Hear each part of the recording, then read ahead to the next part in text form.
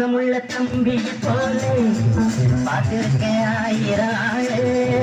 பாசமுள்ள தம்பிய போலே பார்த்திருக்கேன் ஆயிரம் ஆளு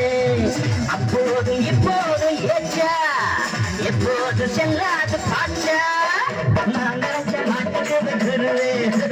நான் நினைச்ச மாட்டுக்கு விட்டுருவேன் கதையும் போனறிஞ்சா இருந்தாலும் பாம்பு இருந்த பாம்பரையும் இருந்தாலும் பட்டுக்கோட்டை அம்மாளே பட்டுக்கோட்டான அம்மாளே கண்ணால சிரிச்சா நன்னால ஆச்சா பின்னால சாரவா விட்டா பட்டுக்கோட்டை அம்மாளே உள்ளுக்குள்ளே கண்ணாளே